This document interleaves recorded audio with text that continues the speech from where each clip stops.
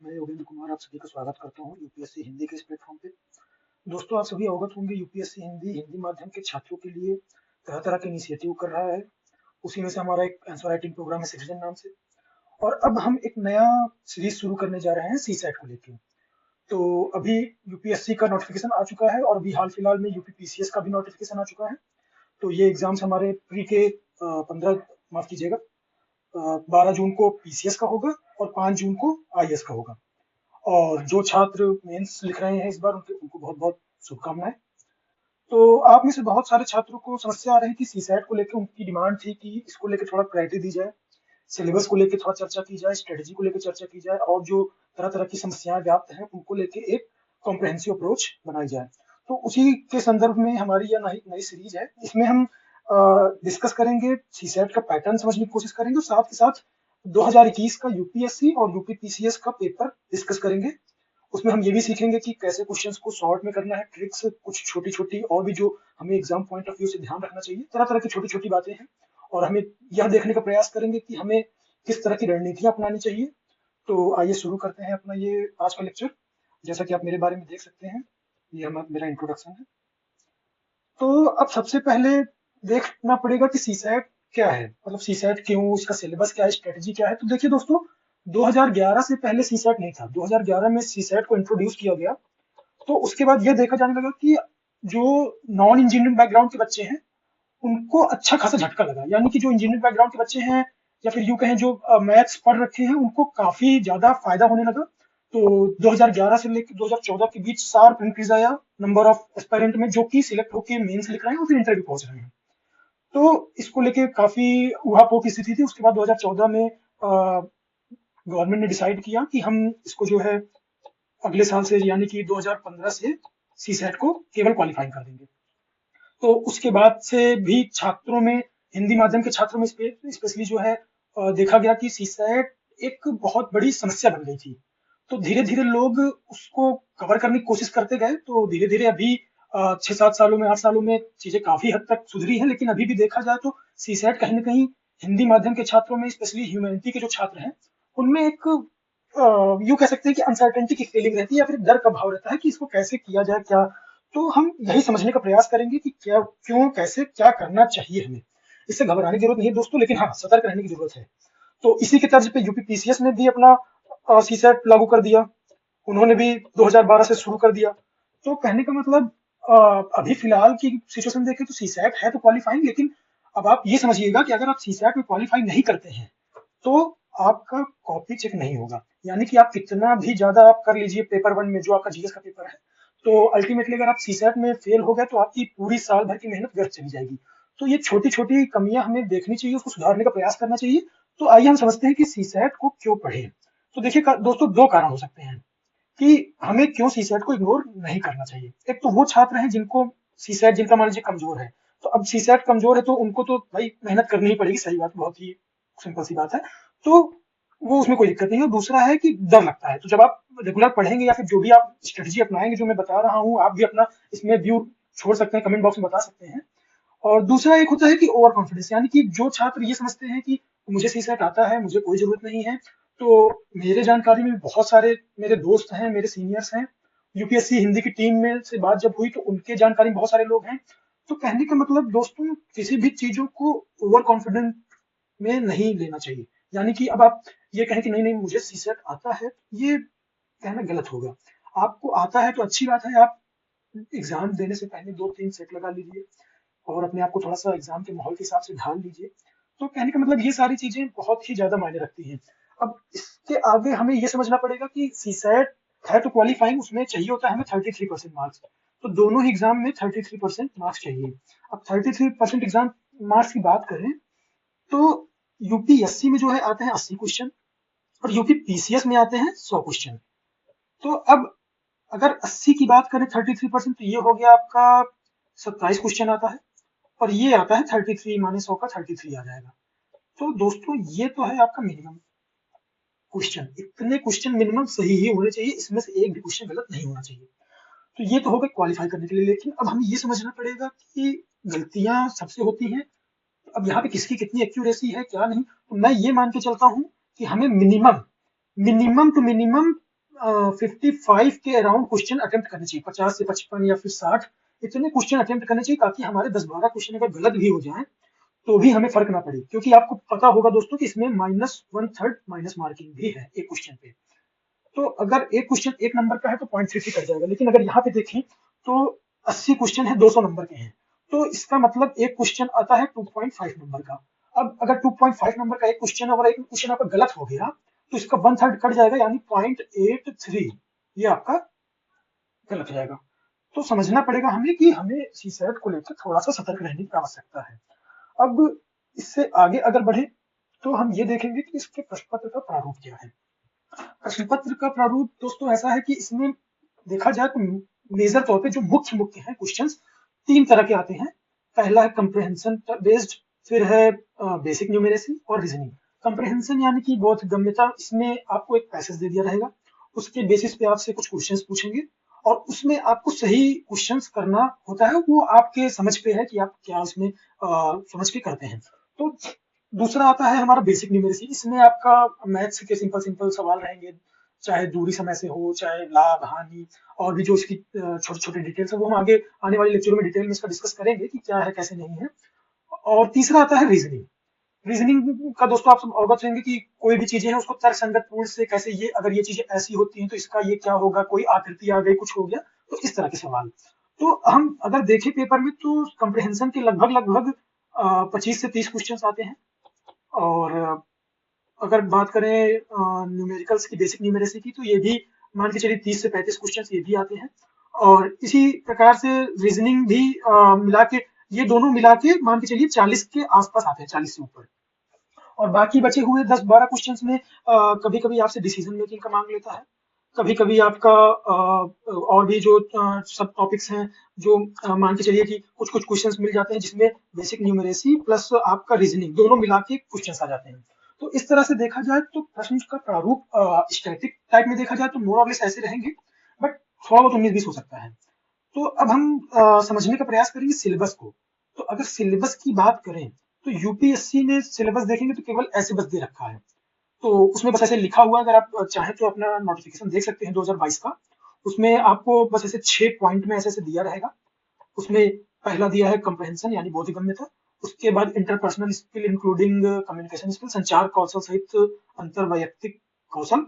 उसके बाद हम जानते हैं कि ये logical reasoning and analytical ability, तो ये इसको तार्किक कौशल इन शॉर्ट बोलते हैं। डिसीजन मेकिंग का भी ऐसे हैं, और ऐसे जनरल मेंटल एबिलिटी यानी कि सामान्य मानसिक योग्यता। और फिर लास्ट दिया है मैथमेटिक्स डाटा इंटरप्रिटेशन यानी आंकड़ा निर्वचन। तो आंकड़ा निर्वचन में देखिए इसमें दोस्तों कुछ दिया नहीं है सिलेबस को लेके कि क्या क्लैरिटी होनी चाहिए, मतलब इसमें कुछ डिटेल में नहीं दिया, बस इतना 6 पॉइंट दे दिया। अब इस 6 पॉइंट के हिसाब से आप क्या इसका मतलब निकालते हो क्या नहीं निकालते हो, ये आप पे डिपेंड करता है। तो वही मैंने लिखा है कि पाठ्यक्रम में स्पष्टता का अभाव है। अब अगर हम थोड़ा और डिटेल में बात करें तो ये मैथमेटिक्स जो ये डाटा इंटरप्रिटेशन, इसमें हम बात करते हैं पाई चार्ट का, जो अपन देखे होंगे ऐसे ऐसे करके डिवाइड कर दिया, ग्राफ का हो गया, ऐसे कुछ और भी ग्राफ रहते हैं हमारे। तो कहने का मतलब दोस्तों, इस तरीके की जो प्रॉब्लम है उसको हम इसके अंदर डील करते हैं। अब बात करते हैं अगर यूपी पीसीएस के पैटर्न की या फिर यूं कहें उसके पाठ्यक्रम की, तो उसमें भी सेम है जैसा यूपीएससी में है। कॉम्प्रिहेंशन है, अंतर्वैयक्तिक क्षमता है, तार्किक एवं विश्लेषण योग्यता है, डिसीजन मेकिंग का है, निर्णय क्षमता, और ये सामान्य बौद्धिक योग्यता है, मेंटल एबिलिटी का हो गया। और ये प्राइमरी मैथमेटिक्स से प्रारंभिक, माफ कीजिएगा, तो इसमें जैसे अंक गणित हो गया, बीज गणित हो गया, रेखा गणित, सांख्यिकी। और फिर इसमें हाँ, इसमें थोड़ा सा अंतर ये है कि सामान्य अंग्रेजी भी आते हैं और सामान्य हिंदी भी आते हैं। इनका लेवल केवल हाई स्कूल स्तर का रहता है। और यूपी पीसीएस की अच्छी बात यह है सिलेबस में कि इन्होंने थोड़ा सा डिटेल में बता रखा है, जैसा कि यूपीएससी में नहीं है। तो जैसे इनकी अंक गणित की बात करें तो उन्होंने बता रखा है कि अंक गणित के सिलेबस में हाई स्कूल स्तर तक के होंगे प्रारंभिक गणित। तो उसमें संख्या पद्धति रहेगी, संख्या पद्धति में प्राकृतिक संख्या, पूर्ण संख्या, परिमेय, अपरिमेय, और भी इस तरह के भाज्य अविभाज्य पूर्ण संख्या है, तो ये सारी चीजें संख्या पद्धति में रहेंगी। औसत से बारे में जानना होगा, अनुपात, समानुपात, प्रतिशत, लाभ हानि, ब्याज, साधारण चक्रवृद्धि, दोनों तरह के। और काम तथा समय, चाल, समय, दूरी। तो ये हो गई अंकगणित। बीज गणित में भी इसी प्रकार से है, बहुपद, समुच्चय। और फिर रेखा गणित की बात करें तो त्रिभुज, आयत, समलंब, चतुर्भुज, वृत्त, ये सारी चीजें हैं, उनका परिमाप, उनका क्षेत्रफल, और जो कुछ उससे संबंधित प्रमेय है, थ्योरम्स जिनको बोलते हैं, तो ये सारी चीजें पढ़ना। और फिर गोला के बारे में, और ये बेलन हो गया, शंकु हो गया, घन, घनाभ, ये सब इसके क्षेत्रफल, आयतन, ये सारी चीजें हमको देखना है। फिर लास्ट में बता रखा है कि सांख्यिकी भी आपको पढ़ना है। तो उसमें क्या है, आंकड़ों का संग्रह हो गया, आंकड़ों का वर्गीकरण, बारंबारता, तो इस तरह की चीजें हैं। तो अब इसमें फिर अगर जनरल इंग्लिश की बात करें तो जनरल इंग्लिश में comprehension, active passive, part of speech, translate formation of sentence, direct indirect, और फिर ये punctuation, spelling, word meaning, vocabulary, idioms, phrases और फिल इन द ब्लैंक्स। तो इसी प्रकार से हिंदी में भी है इनके शब्द रचना, संधि, समास, क्रिया, ये तरह तरह की चीजें आप देख रहे होंगे। तो कुल मिला के कहने का मतलब ये है कि यूपीएससी और यूपीपीसीएस दोनों का सीसैट का सिलेबस मोटा मोटी सेम है। बस अंतर है कि इसमें सामान्य अंग्रेजी भी आती है और सामान्य हिंदी भी आती है, दोनों ही हाई स्कूल लेवल के होते हैं। तो जो हमारे हिंदी माध्यम के जो छात्र हैं, स्पेशली जो ह्यूमैनिटीज यानी कि आर्ट्स बैकग्राउंड के हैं, उनको सामान्यतया सामान्य हिंदी और सामान्य इंग्लिश में तो उनको विशेष दिक्कत नहीं होती। इंग्लिश में थोड़ा बहुत होती है तो वो वर्क करके समझ लेते हैं। उन्हें विशेष दिक्कत आ जाती है अंगणित में या फिर यूं कहें मैथमेटिक्स में और रीजनिंग में कुछ हद तक। तो अब हम ये समझने का प्रयास करेंगे कि ट्रेंड क्या है। अब देखिए दोस्तों, सीसैट का ट्रेंड अगर हम पिछले ये 2011 से 2020 के बीच का देखें तो इसमें हम देखेंगे कि मैथ्स एंड बेसिक न्यूमेरेसी, देखिए जब शुरू हुआ था तो यहाँ से 11 से ऐसे शुरू होते होते होते होते यार देखिए 2020 में 42 क्वेश्चन तक गया था दोस्तों, केवल और केवल मैथ्स।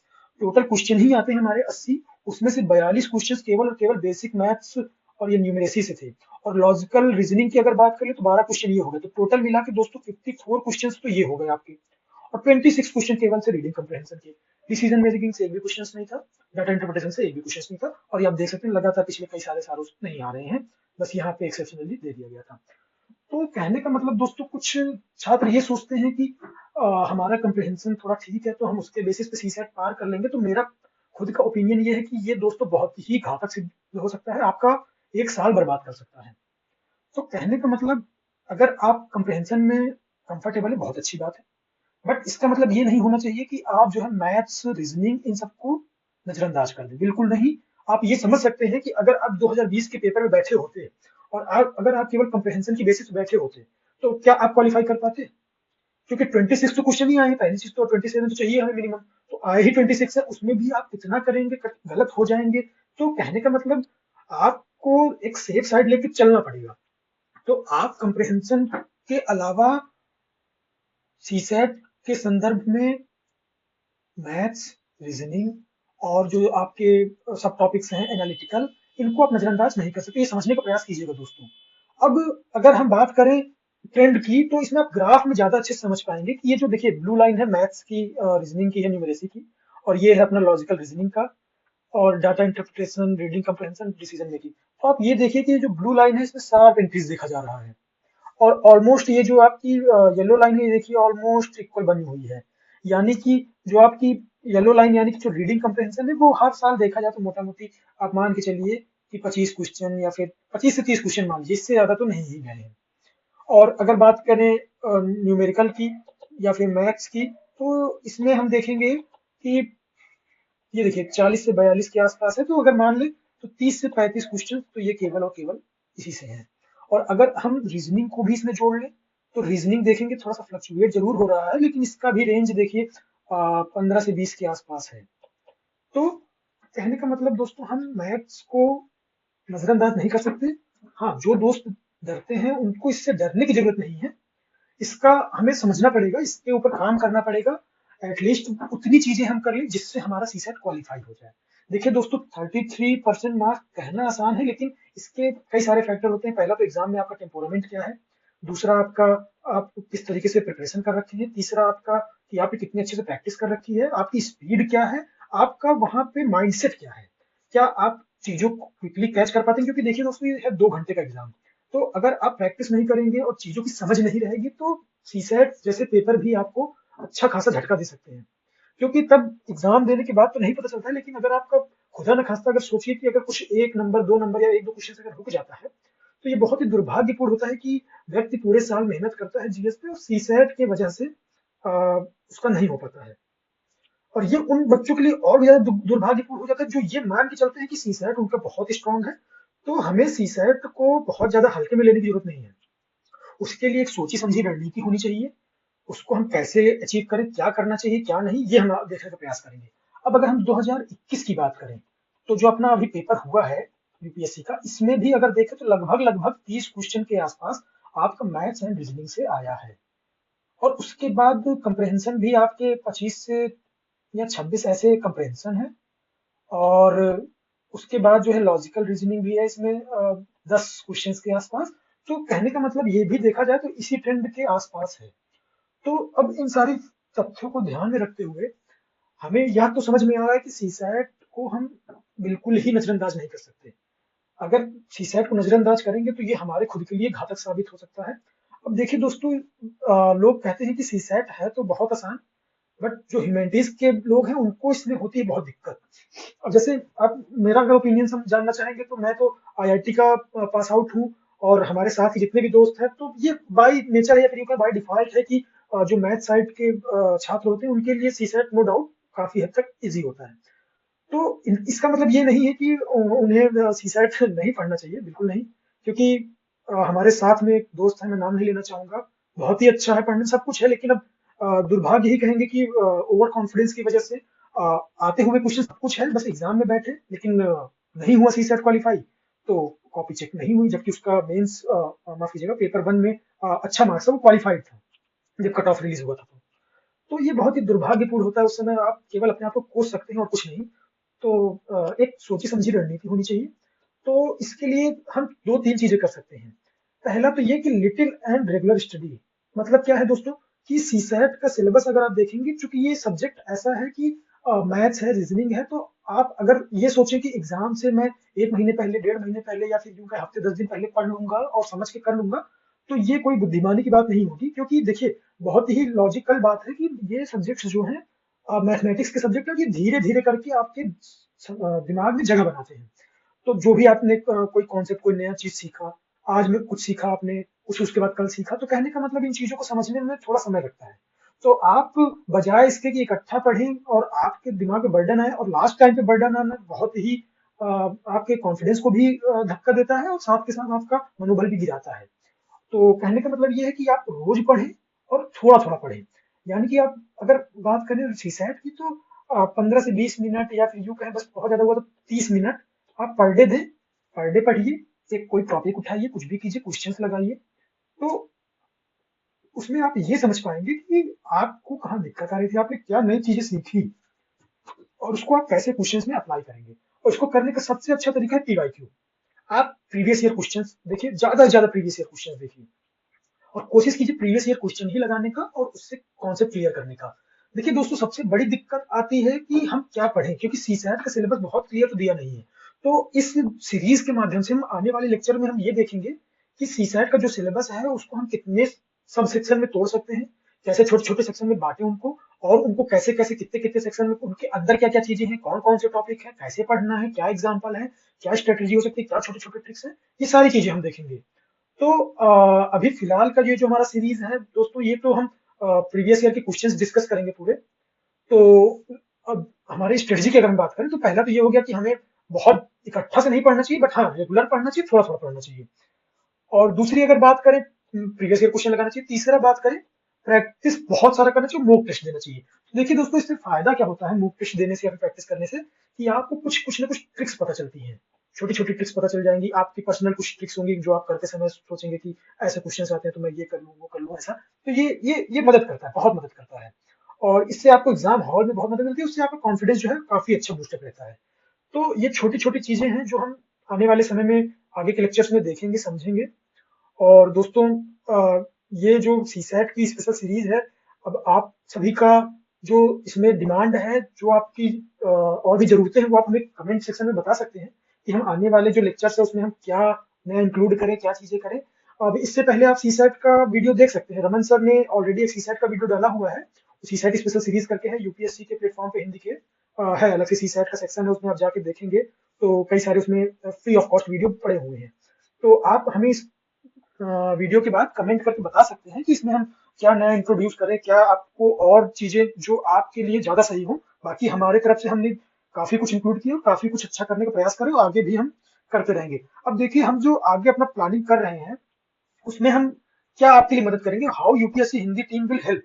तो पहला तो हम ये है कि आपको गहराई से पाठ्यक्रम समझने में मदद करेंगे।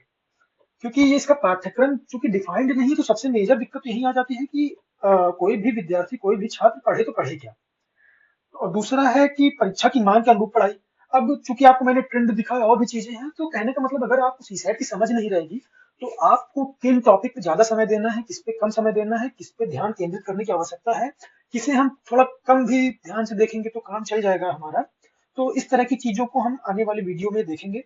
और हम जो भी टॉपिक्स कवर करेंगे, जो भी सब टॉपिक्स कवर करेंगे, जैसे मान के चलिए, अगर हम दूरी एवं समय की बात करें, कैलेंडर की बात करें, ब्लड रिलेशन की बात करें, जो भी चीजों की बात करें, तो उसको हम प्रीवियस ईयर क्वेश्चन के माध्यम से करने का प्रयास करेंगे। इससे हमारी दो चीजें होंगी।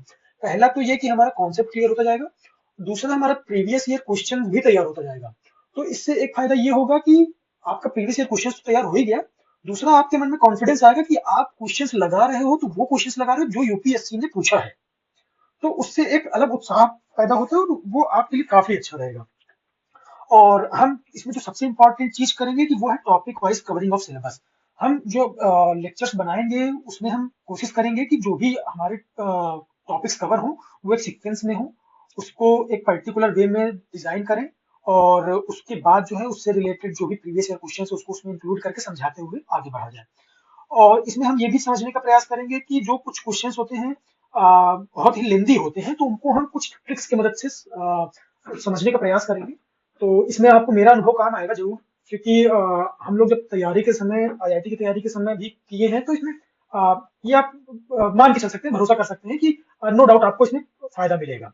क्योंकि जो चीजें, जो हमारा अनुभव है, क्वेश्चंस को देखने का जो मेरा तरीका है, तो वो चीजें मैं आपसे शेयर करूंगा, आप भी उस तरीके से करें।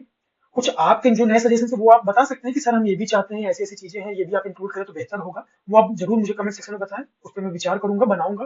क्योंकि ये जो लेक्चर्स हैं दोस्तों, आप ही के लिए हैं।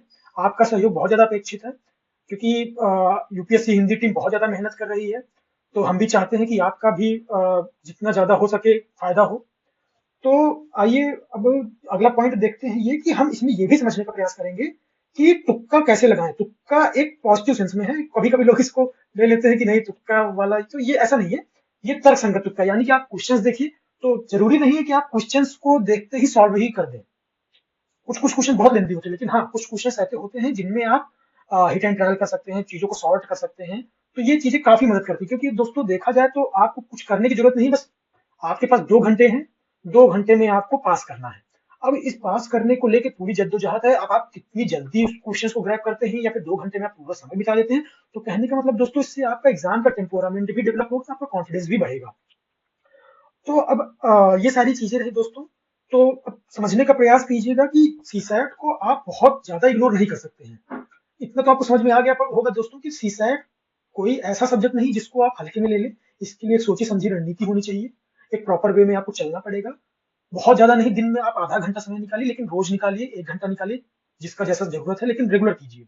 क्योंकि ये बहुत ही साइकोलॉजिकल सी बात है कि मैथ्स जैसे सब्जेक्ट या फिर रीजनिंग जैसे सब्जेक्ट अगर आप चाहें कि आप हफ्ते 10 दिन में मास्टर कर लेंगे, तो ये कोई बुद्धिमत्तापूर्ण कदम नहीं होगा। तो इसके लिए जरूरत है एक सोची समझी रणनीति को अपनाने की। तो हम यूपीएससी हिंदी के प्लेटफॉर्म से आपको ये उपलब्ध कराने की कोशिश कर रहे हैं, और आपका जो सहयोग है वो अपेक्षित है। और आपका जो भी अन्य डाउट है, या फिर जो भी आपके मन में क्वेरीज आ रही है, वो आप जरूर कमेंट सेक्शन में दें। तो आइए अब हम देखते हैं पिछले कुछ सीसैट के क्वेश्चंस जो कि यूपीएससी में पूछे गए थे। तो अब देखिए, पहला क्वेश्चन है दोस्तों कि 2021 का क्वेश्चन है। अभी लास्ट ईयर जिन दोस्तों ने दिया हुआ, छात्रों ने, उनको पता होगा कि यदि 3 की पावर 2019 को 10 से विभाजित किया जाए तो क्या रहेगा शेष। अब शेषफल पूछा दोस्तों। तो अब देखिए, 3 है, तो अगर 3 की पावर 1 करें तो 3 है। अगर इसकी पावर 2 कर दें, समझिएगा मैं क्या बताना चाह रहा हूँ, तो फिर आपका आएगा 9, फिर आप करेंगे तो 27, फिर आप करेंगे तो 81। तो अब अगर उसके बाद आप फिर से पावर 5 करेंगे, तो कितना आ जाएगा दोस्तों, 243। उसके बाद फिर आप पावर बढ़ाएंगे तो कितना आ जाएगा, 3 9, 3 4 12, और 3 2 6 7, 729। तो आप ये समझिएगा दोस्तों, अगर आप ऐसे ही बढ़ाते जाएंगे, तो देखिए 10 से विभाजित किया जाता है तो शेषफल क्या आएगा। तो कहने का मतलब, कभी भी पहला तो आपको ये समझना है इसका कॉन्सेप्ट कि 10 से विभाजित करने पे शेषफल आता क्या है हमें। कि अगर मान लीजिए आपकी कोई डिजिट है, मान लीजिए 2 3 5 3 2 7 है, ठीक, ये आपकी डिजिट है। अब आप इसको 10 से डिवाइड कर दिए, तो आप 10 से जब डिवाइड करेंगे तो इसमें 7 कितना आएगा, शेषफल 7 आएगा। क्योंकि ये तो पूरा यहाँ तक तो कट ही जाता है। अगर मान लीजिए यहाँ पे 0 होता तो कुछ शेषफल नहीं आता, लेकिन यहाँ पे है 7, यही 7 शेषफल हो गया। तो कहने का मतलब जो हमारी लास्ट डिजिट होती है वही शेषफल होती है। तो अब आप देखिएगा दोस्तों कि अगर 3 की पावर 1 किया तो हमारी लास्ट डिजिट 3 आई, 2 किया तो 9 आई, 3 किया तो 7 आई, और अगर 3 की पावर 4 कर दिया तो लास्ट डिजिट 1 आई। उसके बाद जब अगर 5 किए तो फिर से 3 आ गई, 6 किए तो फिर से 9 आ गई, फिर आप ये करेंगे तो फिर 7 आ जाएगा, फिर 1 आ जाएगा। तो कहने का मतलब दोस्तों ये जो है आपका 3971, ये जो है आपका रिपीट होता रहेगा हर 4-4 के इंटरवल पे। तो 4-4 के इंटरवल पे अगर ये रिपीट हो रहा है तो 2019 तक गया है। इसका मतलब अगर आप 4 से 2019 को डिवाइड करें तो कितना आ जाएगा दोस्तों?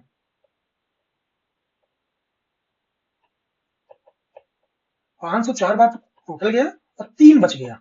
तो 3 बच गया माने आप ये कह सकते हैं कि 3 की पावर 2016 इंटू 3 की पावर 3, ये हमारा दोस्तों बच जाएगा। बाकी ये पूरा का पूरा जो है आपका डिवाइड हो चुका है।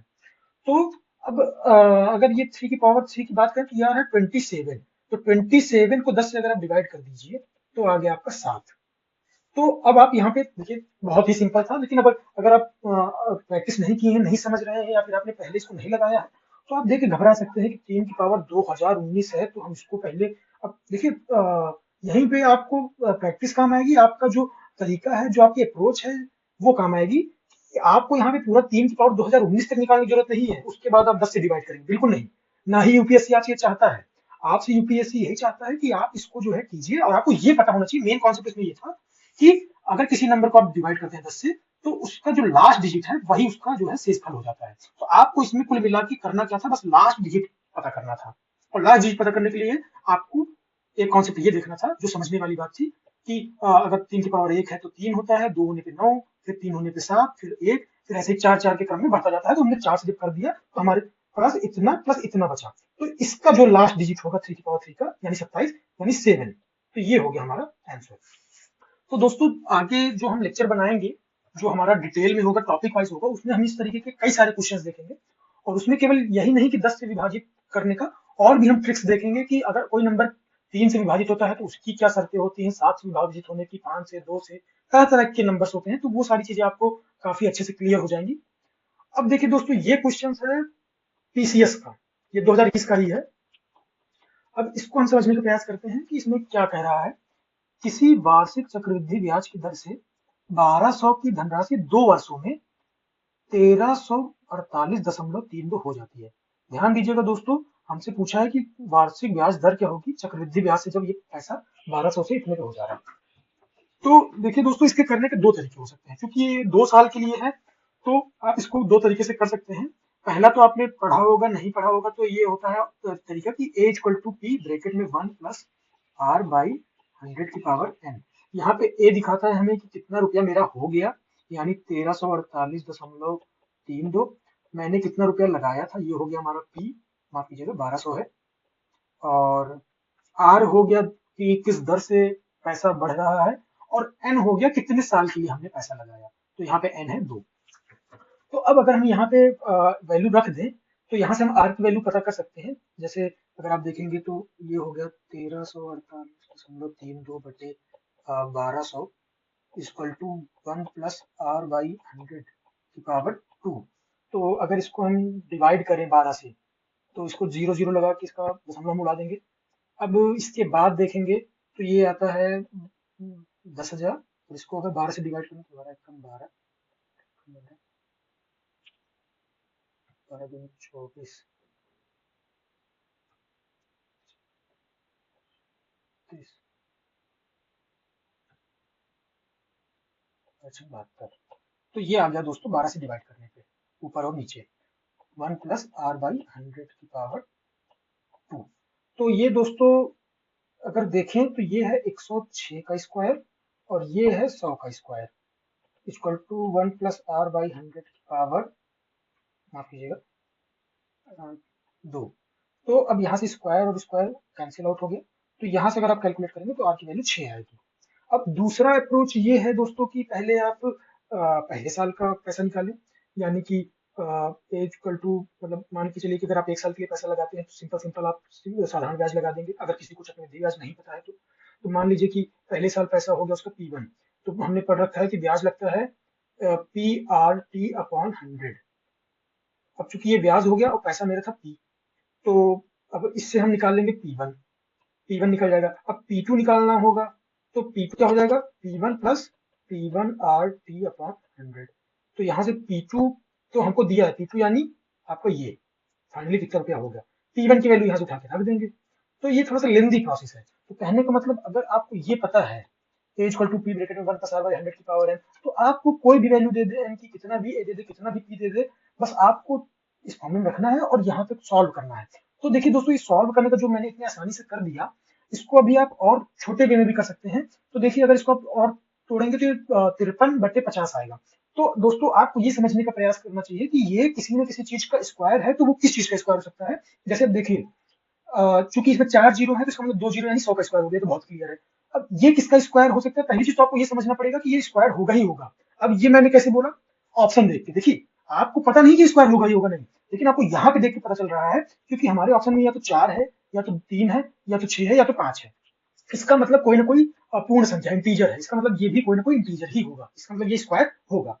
तो अब देखिएगा कि यहाँ पे लास्ट में 6 है, तो हम पता करने की कोशिश करेंगे किस किस नंबर के लास्ट में 6 आता है। तो 6 छंग 36, तो पहला तो 6 हो गया। अब 4 चौक 16, ये 104 भी हो सकता था, क्योंकि 6 तो यहाँ भी आ रहा है। तो अब हम करके देखेंगे कि 104 आता है कि 106 आता है, क्योंकि और कोई नंबर के लास्ट में स्क्वायर करने पे 6 नहीं आएगा। तो अब देखिए, दोनों ही ऑप्शन है, 4 भी है 6 भी है, तो बस अब आपको यहाँ पे ये देखना पड़ेगा कि 4 है कि 6 है, वो आप बस मल्टीप्लाई करेंगे। आपको कम से कम इतना तो पता चल गया कि हाँ, 104 और 106 में से ही कोई एक है, तो आपका काम आधा क्या बहुत कम हो गया। तो ये तरह तरह की जो अप्रोच है, जो चीजें हैं, ये आपको आने वाले लेक्चर में और ज्यादा क्लियर होंगी। मेरा जो अनुभव है आपका, मैं आपसे शेयर करूंगा, ताकि आपको क्वेश्चंस को देखने का जो नजरिया है थोड़ा सा बदले और आप उसको जल्दी कर सकें। अब जैसे देखिए दोस्तों, अगला क्वेश्चन बात करते हैं, ये भी यूपीपीसीएस का ही है। तो अब इस क्वेश्चन की अगर बात करें, तो इसमें बोल रहा है कि x का न्यूनतम मान क्या होगा जिसके लिए संख्या ये जो है पूरी तरीके से 17 से विभाजित हो। तो चलिए देख लेते हैं 17 से विभाजित होने का क्या है। तो देखिए दोस्तों, अब कुछ दोस्तों को दिक्कत हो सकती है कि ये ब्रैकेट वगैरह जो है, ये क्या है, ये है ना। तो ये जो चीजें हैं, ये कैसे क्लियर होंगी, तो ये आने वाले समय में, आने वाले लेक्चर में बहुत अच्छे से देखेंगे। फिलहाल के लिए मैं आपको बता देता हूँ कि एक रूल होता है बोडमास का।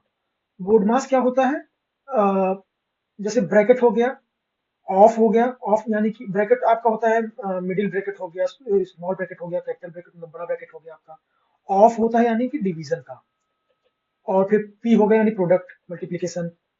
और ये दो नंबरों का प्रोडक्ट हो गया। ये मल्टीप्लीकेशन अगर कहीं साइन लगा है सिंपल सिंपल, तो उसका हो गया। और फिर उसके बाद है एडिशन और सब्सट्रैक्शन। तो यानी कि अब आप अगर ये समझेंगे, तो पहले तो इसको हमको सॉल्व करना है।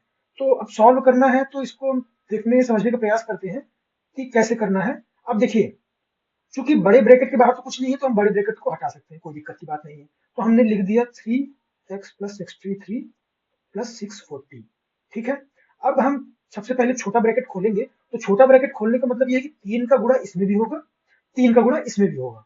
तो ये क्या होगा, 3 गुणे x, ये दोनों सेम सेम लग रहा है, प्लस 3 गुणे 63 प्लस 640, तो ऐसे रहेगा ही। तो अब देखिएगा दोस्तों, ये आ गया आपका 3x प्लस 63 का 3 कितना हो जाता है, 3 तिरक्का 318, 189 प्लस 640। तो अब हमें देखना है कि ये 17 से विभाजित होना चाहिए। तो 17 से विभाजित होना है, इसका मतलब अब हम यहाँ पे देख लेते हैं, 3x प्लस 9,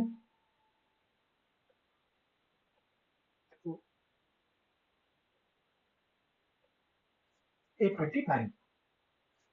तो अब इसको हमको दोस्तों 17 से विभाजित करना है, तो यानी ये पूरा का पूरा 17 से विभाजित होना चाहिए। तो अब देखेंगे हम 3x प्लस, अब ये जो नंबर है, ये 17 से विभाजित होता है कि नहीं, होता है तो क्या आता है, नहीं होता है तो कितना इसमें शेष बचता है। तो अगर हम बात करें 389 की, थोड़ा सा इसको जूम कर लेते हैं, 829 को माफ कीजिएगा। तो अगर 17 से डिवाइड करते हैं 829 को, तो 17 4 बार गया।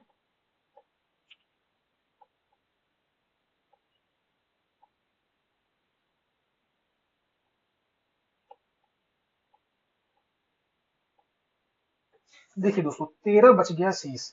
13 शेष बच गया, इसका मतलब आप समझ सकते हैं कि 13 प्लस जो भी डिजिट आएगी वो 17 की पूरी पूरी तरीके से डिविजिबल होगी।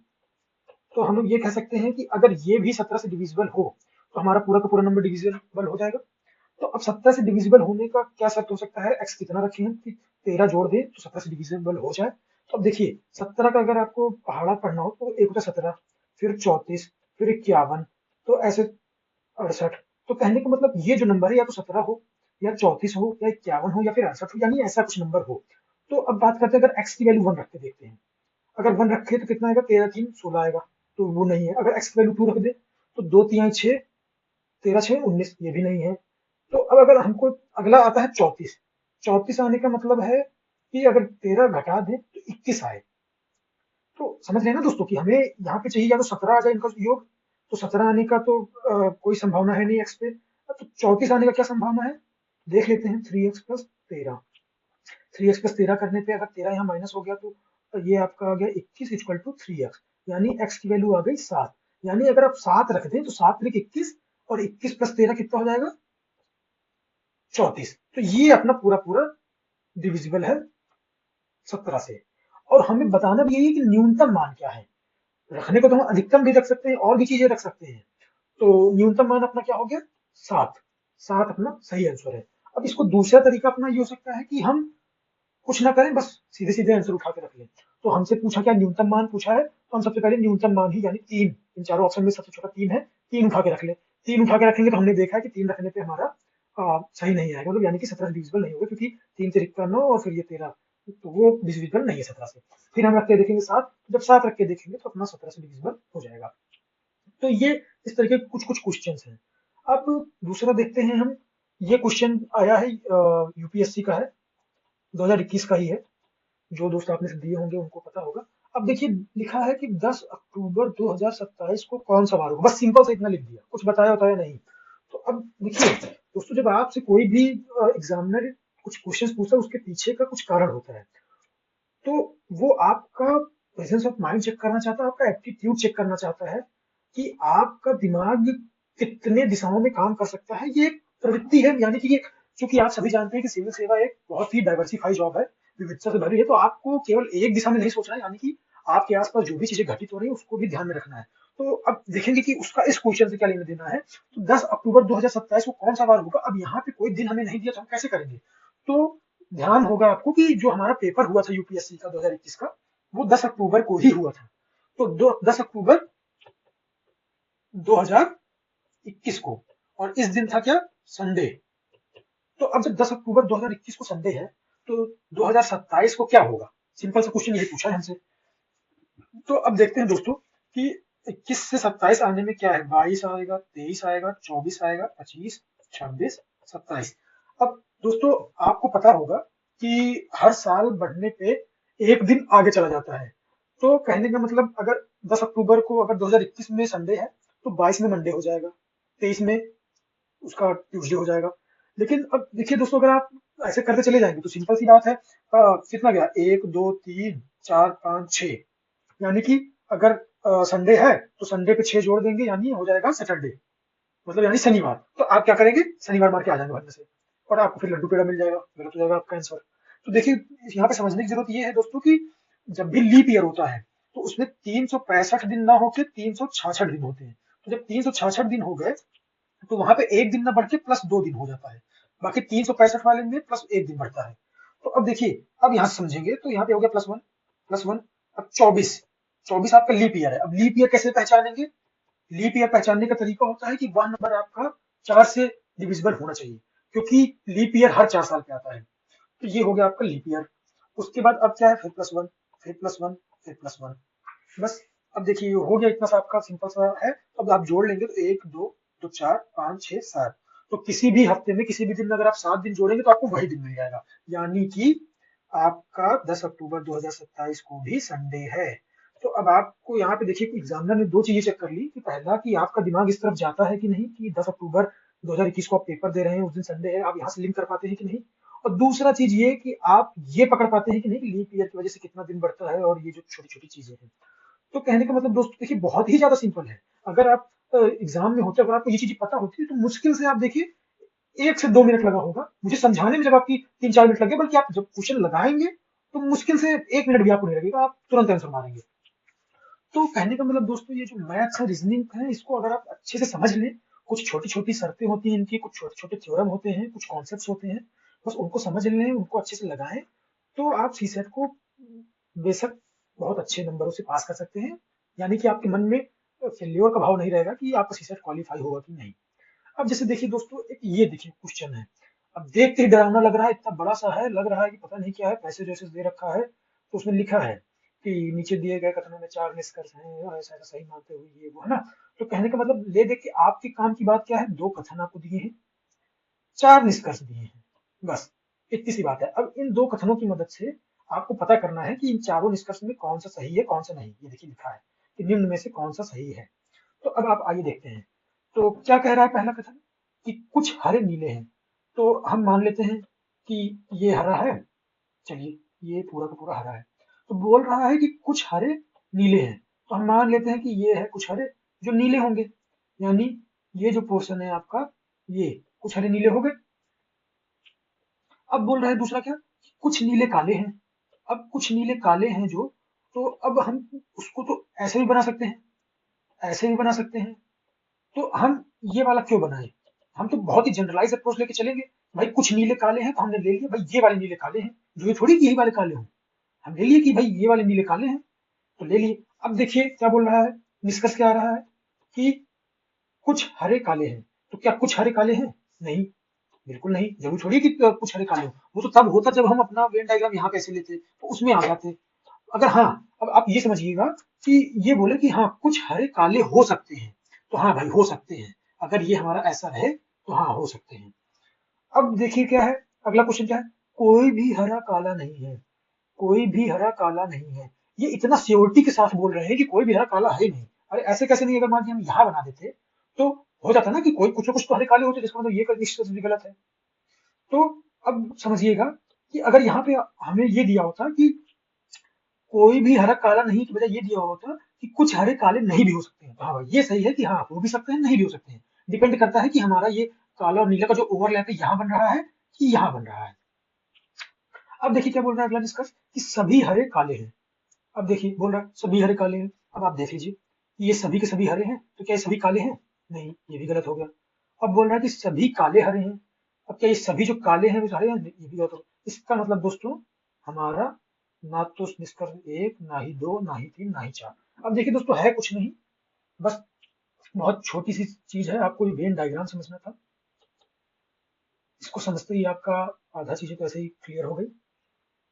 तो आने वाले जो हमारे वीडियोस होंगे, फिलहाल तो हम अभी आने वाले कुछ वीडियोस में ये डिस्कस करेंगे पूरे के पूरे पेपर में कि कैसे क्वेश्चंस आए हैं, क्या अप्रोच होनी चाहिए, क्या उसका मेथड है, कैसे लगाना है, और क्या समझ क्या तरीके हैं। ये सारी चीजें हम उस पेपर के माध्यम से हल्का हल्का समझने का प्रयास करेंगे, ताकि आपको एक ओवरव्यू मिल सके कि वास्तव में सी सेट का पेपर आता कैसे है, हमें उसको टैकल कैसे करना है, हमारी उसको लेकर रणनीति क्या होनी चाहिए, सोच क्या होनी चाहिए।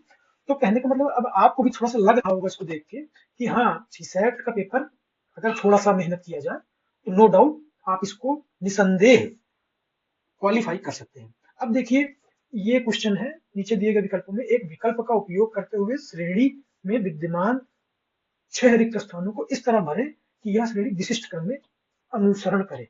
यानी कि बोल रहा है कि ये जो आपको दिया हुआ है, इसमें 4 ऑप्शन दिए हुए हैं आपके, इसमें से आपको भरना है, और भरने के बाद आपको ये देखना है कि ये किसी एक पर्टिकुलर सीक्वेंस में है, मतलब कोई एक विशेष चीज दिखाए, यानी कि वही चीज बार बार रिपीट हो, या फिर कोई ना कोई पैटर्न बन रहा हो, कुछ हो।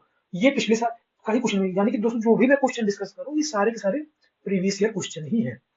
तो अब इसका करने का 2 तरीका हो सकता है, या तो आप इसको उठा उठा के चारों का चारों रख दें, या आप इसको जो है क्या नाम से एनालाइज करें कि अब ऐसे देखा मन में करके देखें। तो बेहतर अप्रोच होती है कि आप उठा के रख के देखें।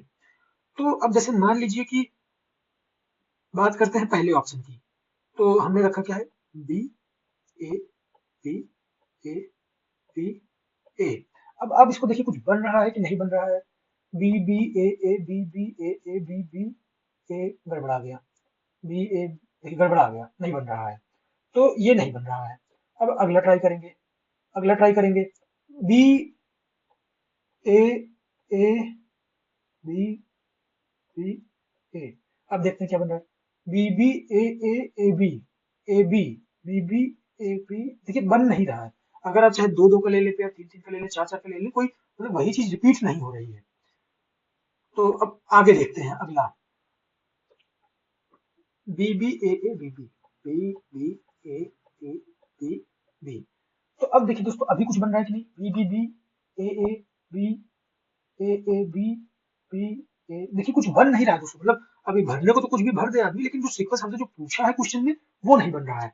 अब देखिए तीन नहीं बना तो नो डाउट चौथा बनेगा ही बनेगा, बट हम एक बार चेक कर लेते हैं कि क्या है। A B A B A B. अब देखते हैं A B B A A B A B B A A B A B B A A B. देखिए बन रहा है A B B A A B A B B A A B और फिर A B B A A B. तो देख रहे हैं दोस्तों ये आपका मतलब एक सीक्वेंस बन गया। तो इसको बोलते हैं सीरीज प्रॉब्लम। ऐसे ही कई सारी चीजें होती हैं। ऐसे ही आप देखेंगे तो उसमें जैसे नंबर दिए रहते हैं कई सारे, उसमें आपको बताना होता है कि ये नंबर है, तो बताइए अगला नंबर क्या होगा। या फिर ऐसे आपको दे दिया 6-7 नंबर, उसमें से ऐसे कुछ ना कुछ सीक्वेंस रहेगा और कोई एक जो है सीक्वेंस के मुताबिक काम नहीं कर रहा होगा, तो बोलेंगे कि बताइए कौन सा नंबर इसमें से विषम है या फिर गलत है। तो बस ये बहुत ही सिंपल सिंपल क्वेश्चन होते हैं। इस तरीके के भी क्वेश्चन आए हुए हैं ये लास्ट 2021 में। उसको हम अपने आने वाले लेक्चर्स में कवर करने का प्रयास करेंगे। तो आइए अगले क्वेश्चन पे आते हैं, देखते हैं क्या है कि अंकों के रूप में 2 2 3 3 3 का प्रयोग करते हुए 30,000 से बड़ी कितनी भिन्न संख्याएं बन सकती हैं। अब देखिए दोस्तों कि हमको केवल इतने का ही प्रयोग करना है और बनाना क्या है 30,000 से बड़ी संख्या। तो देखिए अब सबसे पहली चीज आपके दिमाग में जानी चाहिए कि अगर 30,000 से बड़ी संख्या बनानी तो पहला डिजिट तो 3 होना चाहिए। ये तो फिक्स हो गया, यानी एक 3 हो गया आपका फिक्स। अब बचे हुए जो 4 स्थान है वहां आप कुछ भी डालो, 2 डालो 3 डालो, कुछ भी डालो आगे पीछे करके, वो तो 30,000 से बड़ा ही बनेगा। तो अब इसको करने का दोस्तों दो तरीका हो सकता है।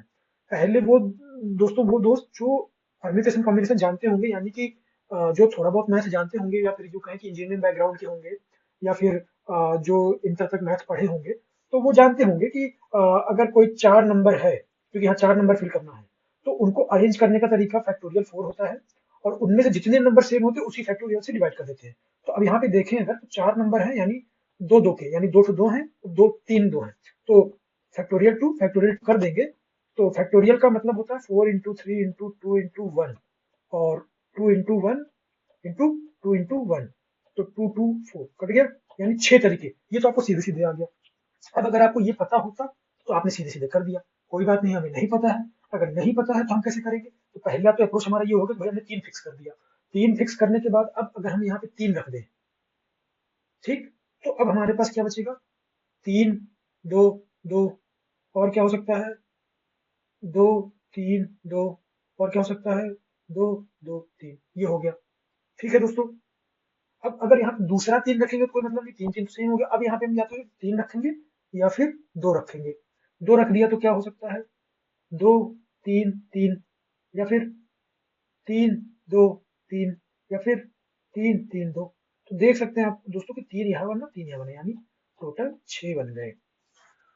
तो ये था दोस्तों आज का हमारा लेक्चर सी सेट को लेके। अब इसमें जो भी आपको सुझाव चाहिए हो, जो भी आपकी समस्या हो, आप आने वाले लेक्चर में, आने वाली वीडियो में क्या चाहते हैं हमसे, मैं और क्या पॉइंट इसमें इंक्लूड करूं। आने वाले जो मैं प्लान कर रहा हूं, जो मैंने आपको बताया, आप देख सकते हैं यहाँ पे कि मैं क्या क्या डिस्कस करूंगा। माफ कीजिएगा, ये कि टॉपिक वाइज क्वेश्चन कवर करूंगा और प्रीवियस ईयर पेपर लगाने का प्रयास करेंगे। परीक्षा की मांग के अनुरूप जो हमारी पढ़ाई होनी चाहिए उसके तहत हम चलेंगे। पाठ्यक्रम को गहराई से समझेंगे, ये बहुत ज्यादा इंपॉर्टेंट है। ये क्योंकि बिना इसके आप किसी पर्टिकुलर डायरेक्शन में नहीं चल पाएंगे। तो इसको हम कवर करेंगे और उसके बाद ट्रिक्स वगैरह हम साथ के साथ देखते रहेंगे और तुक्का लगाने का भी हम देखेंगे। जैसे अभी हमने देखा क्वेश्चंस में कि भाई कैसे हमें पहले तो ऑप्शन को एलिमिनेट करना और फिर चीजों को सॉर्ट करके उसको जल्दी से जल्दी कैसे पता करना, क्योंकि आपके पास समय 2 घंटा है। उसी में आपको क्वेश्चन सॉल्व करना है, उसी में आपको एमआर भी फिल करना है, उसी में आपको सारे कुछ करने हैं आपका। अब देखिए दोस्तों ये सारा जो भी था ये मैंने आपके सामने रखा है और इसी के साथ मैं इस लेक्चर को समाप्त करता हूँ। बहुत बहुत धन्यवाद दोस्तों। पसंद आया हो तो लाइक सब्सक्राइब शेयर कर दीजिएगा और जो भी आपका सुझाव है तो बेझिझक आप कमेंट बॉक्स में डालें, उसको मैं एड्रेस करने का प्रयास करूंगा। धन्यवाद।